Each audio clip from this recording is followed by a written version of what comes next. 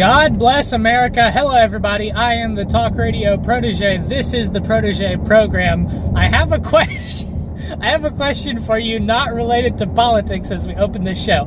I know that if a black cat crosses your path, that's considered to be bad luck. What if there's a black cat dead, not just in your path, but in the lane, in the lane you're driving down? Somebody give me some help here. I might have just gotten myself 21 years of bad luck or whatever that means. I just thought that would be that should be a somber note. There's a cat dead. It's just an animal, people. Come on. It's just, anyway. Thank you all for joining me. I need to apologize for yesterday's video going up so late. It was a casualty of the situation that I'm in. It should be resolved early next week. I plan on getting back on track and having the regularly scheduled programming up at the usual time starting next week. I'm actually thinking, let me know what you guys think about this. I'm thinking about pushing back the upload schedule about an hour and a half or so. I just picked up a new hobby that I'm working on that takes up some of my time when I get home from work. And so I'm thinking about pushing back the upload schedule so that I have a little bit more time during the daylight to do that. Let me know what you guys think. Do you like the 6 p.m. upload, or would you like to see a 7:30 upload? We'll see what happens with that. Anyhow, today's video, I want to talk about a couple of precedents. A couple of precedents that were set by Barack Obama and his administration. A couple of precedents that President Trump is now following in the footsteps of. Just recently, in the last couple of days, the attorneys general of several states across the United States were suing the federal government over Obamacare, since the individual mandate had been repealed last December. And they got their day in a federal court located in Texas recently, and the Trump administration showed up and said, "Judge, these states are right. We're not going to defend this bill. We're not going to defend Obamacare. They're right when they claim that the individual mandate was the linchpin, if you will, of Obamacare, and since it's no longer the law of the land, the remainder of Obamacare is unconstitutional. We're not going to defend the law." And the left and the Democrats are flipping their wigs over this. They're losing their minds. They're so very upset that President Trump and his administration would not defend the law of the land, as has been the precedent of the administrative branch of government for the last, how many years has it been? 100 and some change years, maybe going on 200. Since the Civil War, pretty much. Since Marbury versus Madison, but solidified during the Civil War. I was learning this just a short while ago as I was listening to a radio program. But the Trump administration said, we're not going to defend this law. And the Democrats lost their minds. How can you break with nearly 200 years of precedent? Well, the question is not how can Trump break with nearly 200 years of precedent. The question is, how did Obama break with nearly 200 years of precedent? Because in 2011, some of you might not remember this, but many of you might. In 2011, the Defense of Marriage Act was challenged in federal court by probably the gay rights community. And Obama, seeing the election on the horizon, made a strategical decision. He made a strategical decision that the precedent of the administrative branch defending the laws passed legally by the Congress of the United States of America and verified by the courts, President Obama decided that precedent was worth flushing down the toilet for the sake of the votes of the gay rights community. And so he showed up in court when the Defense of Marriage Act was he didn't personally, but his attorney general did, showed up in court during the challenge of the Defense of Marriage Act, which was passed during the Clinton administration, and said, we're not going to defend this law. We find it repugnant and bigoted. Or maybe not in those exact words, but he said, we're not going to defend this law. So the law was overturned on the federal level because the but basically because the defense didn't show up. They called in sick, they showed up absent. So it was overturned. That's the precedent that the Trump administration was following when they showed up to court and they said, this law is unconstitutional, we're not going to defend it.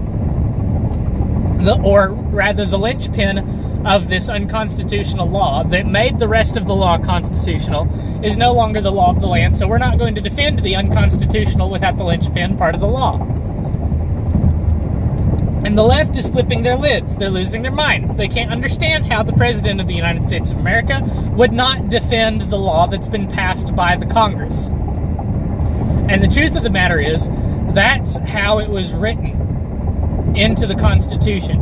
I'm learning this as part of, first of all, listening to the radio as I'm driving down the road today. But the other way that I'm learning this is I've been reading Men in Black by Mark Levin. Very good book.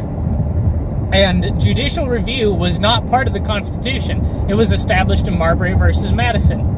One of the very first high-profile, the first Supreme Court case that you learn about in history school, Marbury versus Madison. That is the court case now I can't recall the name of the Chief Justice of the Supreme Court at the time. That was when the Supreme Court seized judicial review as part of the Supreme Court's duties. That's what made the Supreme Court the final arbiter and the most powerful branch of the federal government. No longer a co-equal branch of government. They're now the most powerful. It's why we fight so hard during the presidential elections over the Supreme Court, because they are so powerful. The other thing that the Trump administration did today that's following in the footsteps of the Obama administration, and you may call this overreach or not, you may call it running down lawbreakers or not. You'll have to decide whether or not you agree with following this precedent. But there was a journalist who'd been making tweets and who'd been reporting on leaks coming out of the House Intelligence Committee. And she'd been insinuating that it was a member of the Trump administration or a member of the Republican side of the House Intelligence Committee that was telling her these things, and she was reporting to the American people. Now that's all freedom of the press type stuff. That the press gets to write whatever they want, whatever they hear about. They can even lie if they want to. But the members of the press that write stories that have sources will be considered more reliable than the members of the press that lie about their stories. So this woman had a source on the inside of the House Intelligence Committee somewhere that was feeding her information. And the Trump administration did something that was set up by the Obama administration. The Trump administration raided the woman's phone records and her email records so that they could find the leak, so that they could find the source. Turns out that the source was an aide to a Democrat member of the House Intelligence Committee. So not only was it not a Republican that was breaking the law concerning leaking of classified information, it was a Democrat, and the reporter had been lying about who was giving her the information. And the press is now losing their minds. They're saying, how dare the president raid this member of the press's information to hunt down a lawbreaker and prosecute him. The leaker is going to jail. There's nothing going to happen to the reporter woman, the info babe, as she would be called in some circles. Nothing's going to happen to her. Her source, who's been illegally leaking classified information, is going to jail. And the media is losing their minds. But who set this precedent? It was actually the media's darling named Barack Hussein Obama that set up this precedent. Barack Obama did more to quash freedom of the press than any other president in my memory, probably in living memory, certainly in my memory. And the media did nothing about it. Nobody complained. A few people complained. They were summarily fired and let go of their jobs. But nobody in the mainstream media complained when Obama cracked down on media freedom and the First Amendment.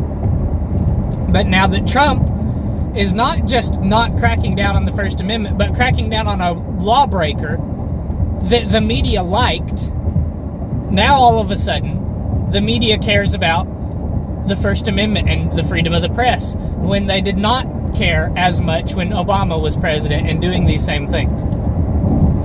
Just a couple of things that I wanted to comment about. My time is kind of limited today because my upload window, I have an upload window today that's very limited. I wanted to go ahead and get this video recorded and uploaded and scheduled at the same time as I'm getting yesterday's video uploaded.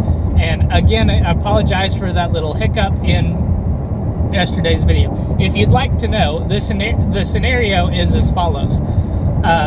There's some local Wi-Fi hotspots that are free, but their upload speeds are atrocious. So it was either sit at a Wi-Fi hotspot and wait 1 hour for that video to upload, or go home and work on my hobby a little bit. I decided I wanted to go home. So that shouldn't be happening starting next week. I thank you all for your patience in this transitionary time of my life. Thank you so much for watching this video. I hope that you enjoyed it. Let me know what your thoughts are in the comments below. Hit the like button if you did enjoy it. Hit subscribe and hit the bell for notifications if you want to see more content like this. Make sure that you check back every weekday for a new report, because you never know what's going on with the YouTube algorithms. Yesterday, it was a failure to upload. Tomorrow, it might be that YouTube is curating your subscription feed. You never know what's going on. I hope that you'll come back and join me next time after the weekend. Go and unplug. Enjoy your weekend. Thank you again for watching. Until next time, have a good night, have a fantastic weekend, and God bless.